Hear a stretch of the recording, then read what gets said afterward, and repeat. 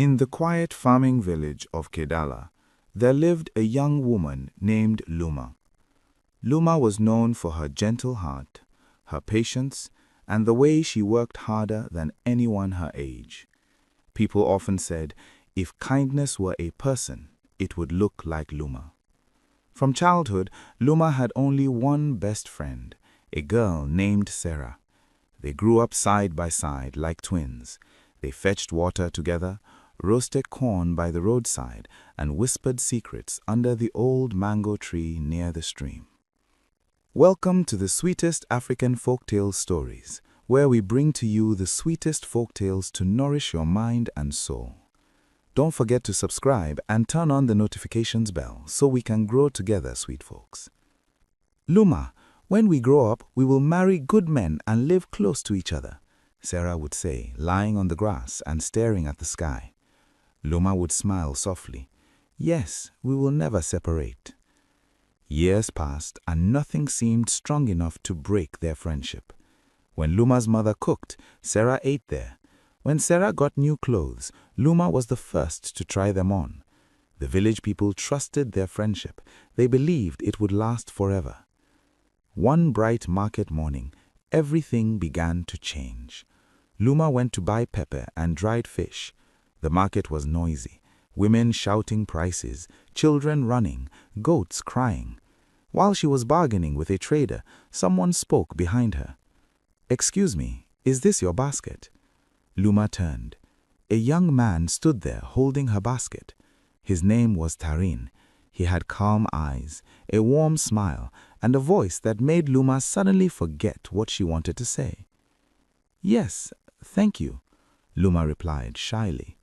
That small moment became the beginning of something neither of them expected. Tarin started walking her home after market days. They talked about small things, rain, farming, dreams. Soon the village began to notice, and love quietly began to grow. Luma began to look forward to market days more than anything else. It was no longer about buying food, it was about seeing Tarin. Each time he appeared beside her, carrying her basket without asking, her heart felt light.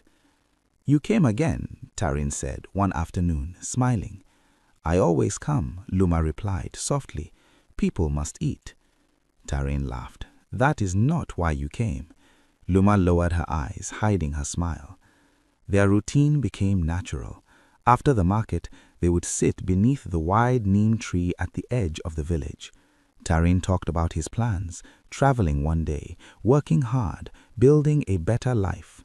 Luma listened carefully, as if every word mattered. One evening, Sarah joined them. "So this is the famous Tarin," Sarah said, playfully, folding her arms. "The one who makes my friends smile like someone hiding sweets." Luma felt shy. Tarin laughed politely. "I hope that is a good thing." Sarah smiled, but something flickered behind her eyes, something quick, something Luma did not notice. From that day, Sarah started asking more questions. "What did Tarin say today? Did he promise marriage? Do you really trust him?" Luma always answered with certainty, "Tarin is different." Weeks became months, and Tarin finally spoke the words Luma was waiting for. "I want to marry you," he said one quiet evening. "Not now, but I want a future with you." Luma's hands trembled. "I will wait." And she meant it. When Luma told Sarah the news, Sarah hugged her tightly. "I am happy for you," Sarah said. But when Luma could not see her face, Sarah's smile slowly disappeared. That night, Sarah lay awake staring at the ceiling. For the first time, jealousy entered her heart. The news of Luma and Tarin's future spread gently through Kedala. Women whispered while pounding yam, old men nodded with approval, and children teased Luma whenever she passed. "Tarin's wife is coming," they laughed. Luma only smiled and walked faster, her cheeks warm. Tarin became more serious. He spent longer hours working with traders who passed through the village, learning small business skills and saving money. Every evening, he visited Luma's family house, sitting respectfully with her mother. "I will take care of her," Tarin promised one night. Luma's mother studied his face carefully. "Words are easy, my son. Time will prove them." Tarin nodded. "Then I will prove it." Sarah watched all of this closely. She visited often, but now she observed instead of simply joining. She noticed how Tarin listened to Luma. She noticed how the village praised Luma. She noticed how certain women had begun to say, "Luma is lucky." That word stayed in Sarah's mind. Lucky. One afternoon, everything shifted. A trader arrived from the city with news a company was selecting one young person from nearby villages to travel to the city for work. It was a rare chance. Whoever went could earn real money and change their life. By evening, Tarin rushed to Luma. "I have been selected for the interview," he said, breathless. Luma's eyes widened. "That is good." "It means leaving Kedala," Tarin added quietly. "Maybe for years." Silence sat between them. Later that night, Luma spoke first. "You should go." Tarin frowned. "What about us?" Luma held his hands. "We will have a better future if you go." "I will wait." Tarin searched her face. "Waiting is not easy." Luma smiled, even though her chest hurt. "Loving you is easy. Waiting will be easy too." Sarah stood outside the doorway listening, and for the first time, a dangerous thought formed clearly in her mind. The days before Tarin's departure felt heavy, as if time itself was slowing down for Luma. Every moment mattered. Every conversation felt important. Tarin spent most of his time with her, trying to memorize the sound of her voice, the way she laughed, the calm way she spoke when he worried. One evening, they sat under the neem tree where everything had started. "I am afraid," Tarin admitted quietly. Luma looked surprised. "You? Afraid?" "Yes," he said. "I am not afraid of the city. I am afraid of distance. People change." Luma shook her head immediately. "Not us." Tarin studied her face. "Promise me." "I promise," Luma said. "No matter how long, I will wait." Sarah approached them slowly, carrying roasted groundnuts. "You two look like people in a sad movie," she joked, sitting down. "He has not even left yet." Tarin smiled. "We are just talking." Sarah handed Luma the groundnuts, but her eyes rested on Tarin longer than necessary. "So, you are leaving us," Sarah said. "For a while," Tarin replied. Sarah sighed dramatically, even though she was alone. "City people forget village people." "I will not," Tarin said firmly. That night, the village gathered to wish him well. Luma stood beside his mother, helping serve food, acting strong even when her chest felt tight. When it was time to leave the next morning, Tarin held Luma's hands. "I will call," he said. "I will answer. I will come back for you. I will be here." Sarah watched them from a distance, arms folded, her expression unreadable. As Tarin's vehicle disappeared down the dusty road, Luma wiped her tears and whispered, "I will wait." Behind her, Sarah whispered something very different. "We will see." After Tarin left, Kedala returned to its normal rhythm, but Luma's life changed completely. Waiting became part of her daily routine. She woke up early, finished chores quickly, and counted the hours until Tarin's call. The first weeks were easy. Tarin called every evening. "The city is noisy," he said once. "Nobody greets anyone." Luma laughed softly. "Then greet them first." Tarin admitted, "I miss the neem tree." "I sit there sometimes," Luma said, "so it feels like you are still here." Their conversations became Luma's happiness. Even when work was hard, she held on to those calls like something precious. Wanting to prove her commitment, Luma started helping Tarin's family more often. She fetched water for his mother, washed clothes, and cooked when needed. "You don't have to do all this," Tarin's mother said one morning, watching her scrub wrappers by the well. Luma smiled politely. "I want to." But kindness was not always returned. Tarin's mother rarely praised her. Instead, she pointed out mistakes. "This soup is too watery. You missed a stain. Be faster." Luma apologized each time and continued working. Sarah visited frequently. She would stand beside Luma while she washed clothes, watching quietly. "How long will you do this?" Sarah asked one afternoon. Luma shrugged. "Until Tarin returns." Sarah kicked a stone. "People forget, especially men who travel." Luma replied calmly. "Tarin is not like that." Sarah forced a smile. "If you say so." Months passed, then a year.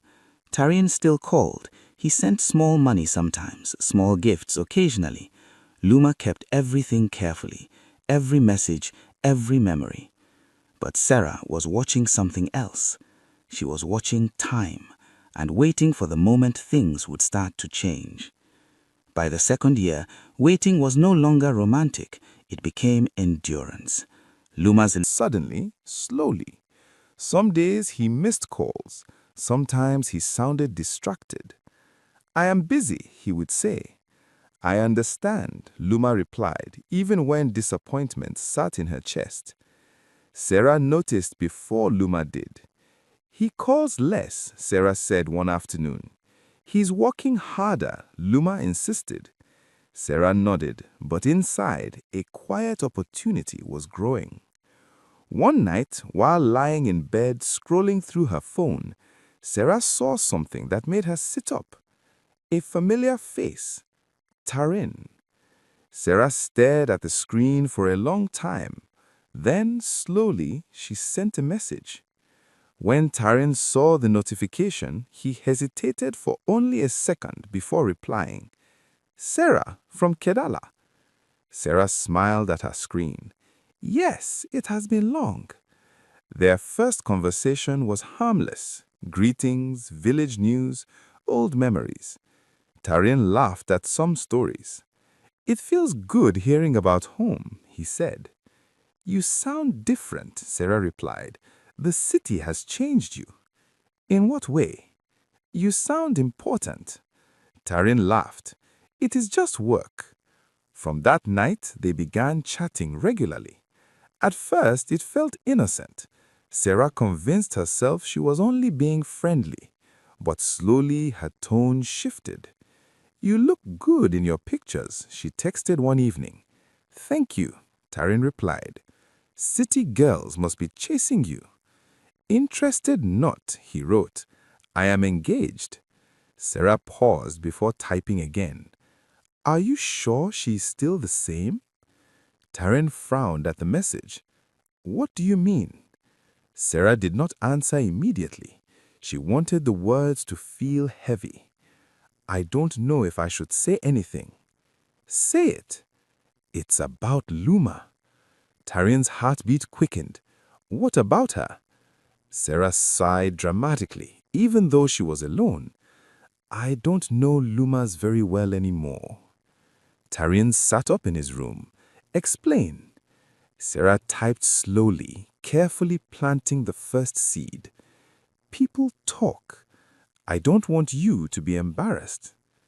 "Tell me clearly," Tarin insisted. "She goes out more now," Sarah said. "She laughs with different men. I've seen things I didn't expect." Tarin stared at the screen.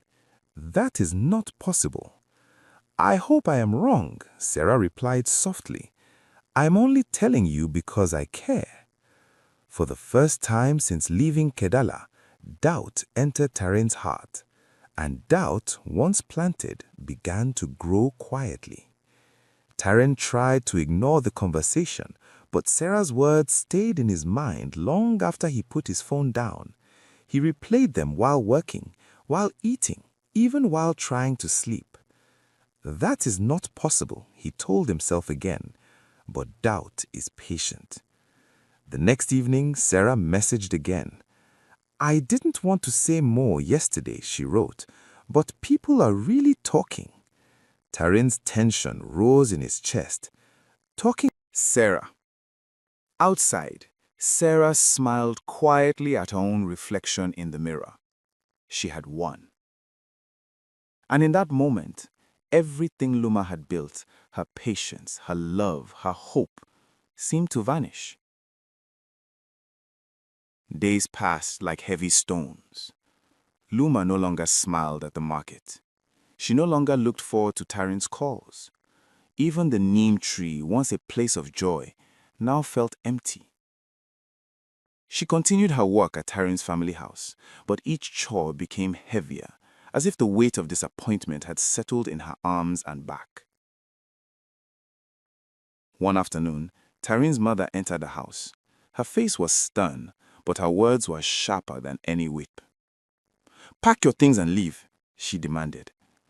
Luma's heart stopped. "Mama, what? Why?" "My son called. He said you bring shame. I want you out before people gossip more." Luma's lips trembled. I, I haven't done anything. I've served this family, worked for him, loved him." Her mother's expression didn't soften. "It is not about what you did. It is about what he believes. Leave now." Luma packed her small belongings in silence. Neighbors watched as she left the compound, some whispering in disbelief, some shaking their heads. Sarah passed by quietly, pretending to be sympathetic. "Don't cry too much," she said softly. "You will embarrass yourself." But Luma didn't answer. She walked home, each step heavier than the last. When she reached her mother's house, she collapsed into her arms, sobbing like a child who had lost everything. Her mother held her tightly. "Luma, my daughter, listen to me. Your time will come. Those who do evil will meet their own fate. You are good. You will be rewarded. I promise you, God sees everything." Outside, Sarah smiled faintly, thinking her plan had succeeded completely. But fate had other plans. Life after betrayal was quiet but painful for Luma. She avoided the village market, where once she laughed and shared moments with Tarin. Her neighbors whispered, some offering comfort, some quietly judging. Every corner of Kedala seemed to remind her of the life she had lost. Yet, slowly she began to pick herself up. Her mother's words echoed in her mind, "Goodness will be rewarded." Luma returned to the small garden behind the house, tending vegetables and herbs. She started visiting the village church more often, praying for strength and for the future. Each prayer was a small step in healing, a way to rebuild her spirit. Meanwhile, Tarin and Sarah's relationship flourished on the surface. He showered her with gifts, showing off a life abroad that he had worked hard to achieve. Sarah posted pictures of their new home, their meals, and their celebrations, boasting to friends and relatives alike. The village gossiped eagerly about their success. But true happiness, Luma realized, is never built on lies. While Tarin enjoyed wealth and comfort, cracks were forming beneath the surface. Sarah grew restless with his attention, and Tarin began noticing that the smiles he received were empty. Back in Kedala, Luma found moments of quiet joy in her own small life. She helped her neighbors, shared her harvest with children, and slowly people began to respect her resilience. Her reputation, though scarred, began to regain strength. Luma realized that the life she had imagined with Tarin wasn't gone. It was a lesson. And lessons, she thought, sometimes prepare you for blessings that are far greater. It was during one such peaceful morning that a stranger arrived in Kedala, a man whose presence would change everything again. The stranger's name was Mr. Camille, a businessman from the city who had come to Kedala for a funeral. He was tall, well-dressed, and carried an air of quiet authority. As he walked through the village, people noticed him immediately. But what caught his attention was someone else entirely. He saw Luma in the garden, tending to her vegetables with care and patience. Her hair glistened in the sunlight, her hands strong yet gentle as they moved through the soil. But it was her eyes, calm, kind, and full of quiet strength, that stopped him. He approached slowly. "Excuse me," he said politely. "I don't mean to intrude, but could you tell me your name?" Luma looked up, startled. I am Luma," she replied softly. He smiled warmly. "I am Camille. I couldn't help noticing how graceful and patient you are. I hope that is not rude to say. Luma blinked, unsure how to respond. Thank you, she managed to say. Over the next few days, Mr. Camille made a habit of visiting Luma's family, always bringing small gifts, fresh fruits, a jar of honey or fine cloth for her mother. Luma's heart, long close to hope, began to open a little. She noticed that he never rushed her, never demanded attention, and always listened first before speaking. One afternoon, as they sat under the shade of a mango tree, Mr. Camille looked at her with genuine curiosity. Luma, he said softly, I hear you've been through much. It's rare to meet someone who endures hardships and remains so kind. Luma's eyes filled with tears. I only tried to do what was right, she whispered. Camille nodded. And that is exactly why I admire you. Strength and patience are more valuable than wealth or status. I have never met someone like you. For the first time in years, Luma felt a warmth in her chest that had nothing to do with worry or pain. It was simple, quiet hope. The village began to notice too. People who once whispered about Luma's misfortune now saw a change. She walked taller, her eyes brighter, her smile more genuine. Even her mother felt a relief that her daughter was slowly healing. Meanwhile, Sarah, who had assumed her betrayal had destroyed Luma forever, heard rumors of a rich businessman spending time with her old friend. She felt a sharp pang of jealousy. Impossible, she whispered to herself. She can't move on already. But the truth was clear. Luma's goodness was magnetic.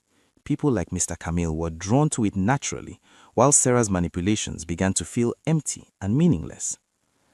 And in the quiet of the village, Luma began to dream again, not about a man she had waited for years, but about a life where she was loved, respected, and finally at peace. Over the next few weeks, Mr. Camille made a habit of visiting Luma's family, always bringing small gifts, fresh fruits, a jar of honey or fine cloth for her mother. Luma's heart, long close to hope, began to open a little. She noticed that he never rushed her, never demanded attention, and always listened first before speaking.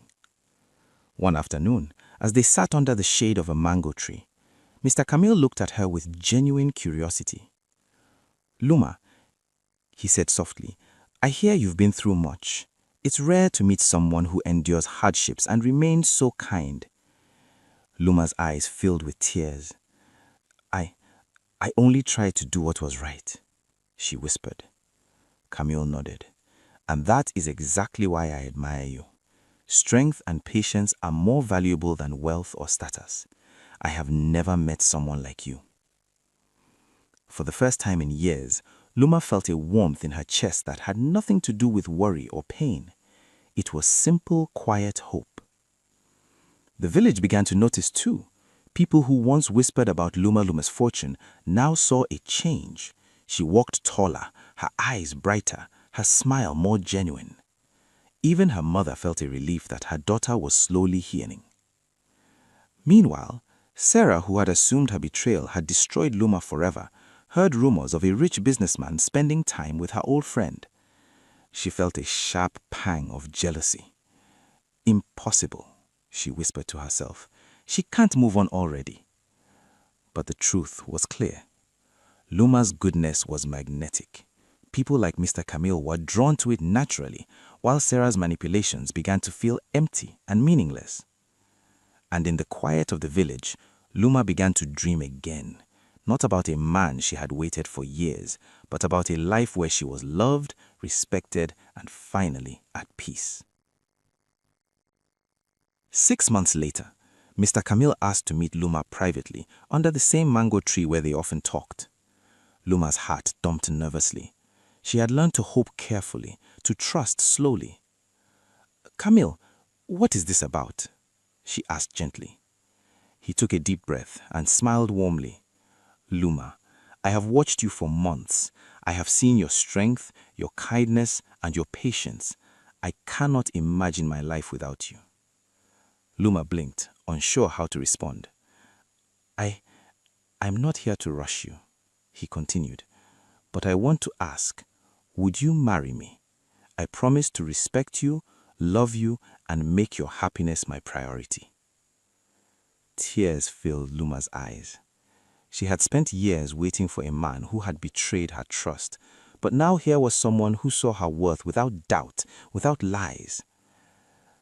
I would, she whispered with joy. Camille smiled and gently held her hands.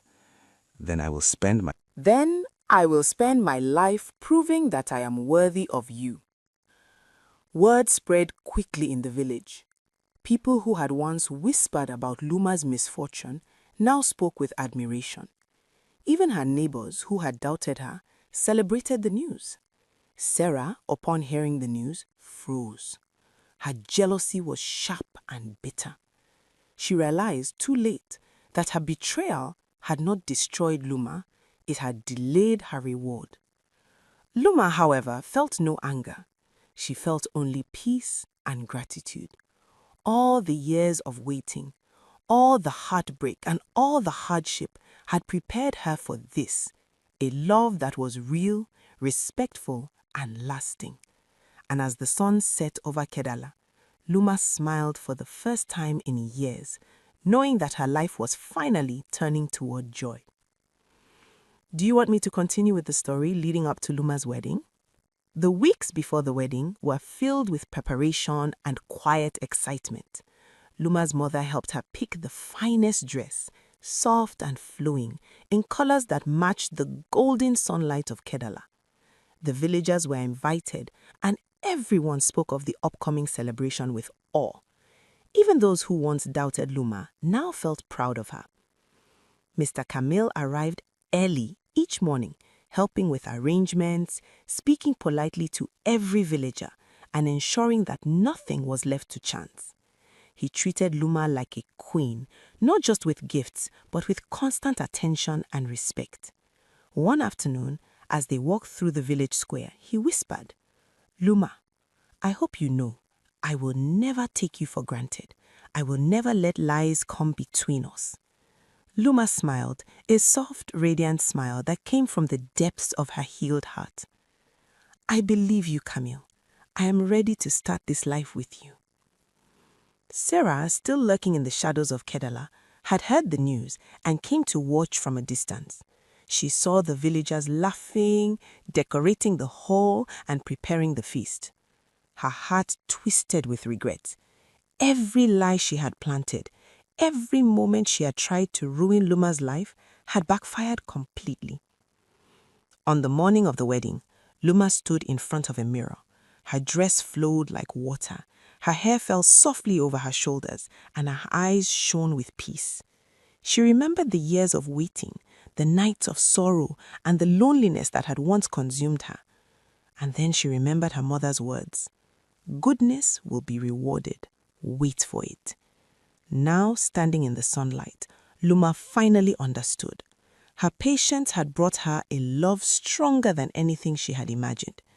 The village bells rang, signaling a new chapter. Do you want me to continue with the wedding ceremony and the reactions of everyone, including Sarah and Taryn? The wedding day arrived, golden and bright, with flowers and ribbons swaying in the gentle breeze. Villagers gathered in the large hall, buzzing with excitement.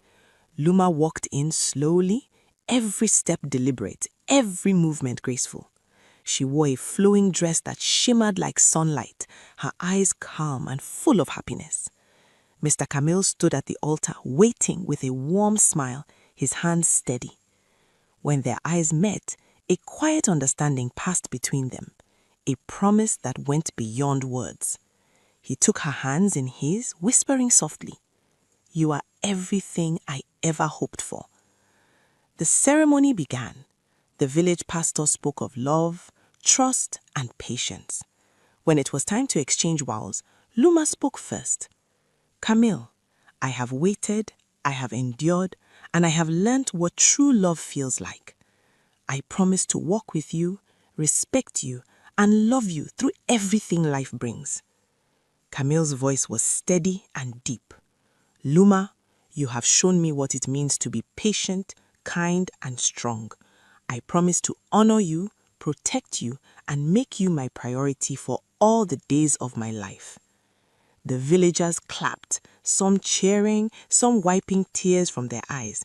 Even those who had doubted Luma's heart and character now understood the truth.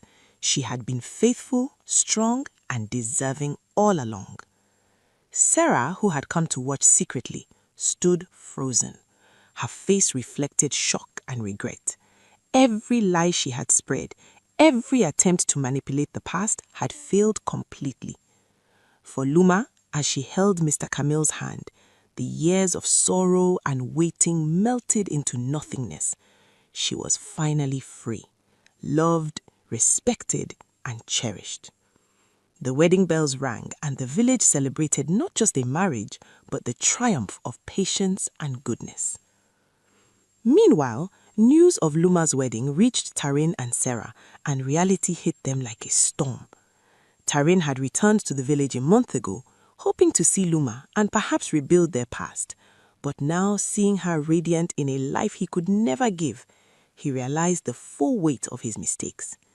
He wandered the village aimlessly, haunted by memories of the woman he had abandoned and the lies he had believed. The lavish life he had built with Sarah abroad crumbled under the pressure of empty promises and constant bickering. Sarah, who had once seemed cunning and confident, now argued bitterly over every trivial matter. Their love built on deceit could not withstand the reality of hardship. Tarin tried to reach out to Luma, but she no longer wished to hear his voice. She had moved on, her heart repaired and filled with genuine love. Luma's mother made it clear that her daughter's life was closed to the past. Tarin's shame was complete, and he withdrew into a quiet life, working small jobs to survive, while Sarah's jealousy and bitterness ate away at her. The village watched quietly, some with satisfaction, some with sorrow, but all understanding the lessons being written by fate. Life with Mr. Camille blossomed slowly but beautifully. Every day, Luma felt a sense of peace she had never known before. He treated her with respect, valued her opinions, and admired her patience and resilience. They laughed, worked together, and dreamed together. Luma's past hardships became stories she shared quietly with friends and children in the village, stories of patience, strength, and enduring love. She never spoke ill of Tarin or Sarah. Instead, she focused on the life she had built, the lessons she had learned, and the gratitude she carried for finally finding true happiness. Mr. Camille encouraged her dreams, supported her ambitions, and together they began planning a future that included education for local children and improvements in village life. Months turned into years. Luma and Mr. Camille welcomed a small family, full of laughter and warmth. The home that had once been filled with waiting and sorrow was now vibrant with joy. Luma often reflected on her journey, the betrayal, the waiting, the heartbreak, and understood that every painful step had led her to this peace. Tarin and Sarah remained in the village, living with the consequences of their choices. Sarah's envy had alienated her from many villagers, and Tarin's mistrust had left him humbler, more cautious, and painfully aware of the woman he had lost. The villagers often recounted the story of Luma, Tarin, and Sarah as a cautionary tale, a story that taught honesty, patience, and the inevitability of justice. The story ended not with vengeance, but with justice, patience, and the triumph of a good heart. Thank you for watching, sweet folks. If you enjoy this story, don't forget to like and subscribe so you don't miss out of our sweet and captivating stories we have in store for you on this channel. Also, tell us what you've learned and where you're watching from in the comment section. Your voice matters to us here. Stay and enjoy other stories on this channel. We remain the #1 sweetest African folktales. Love you, sweet folks.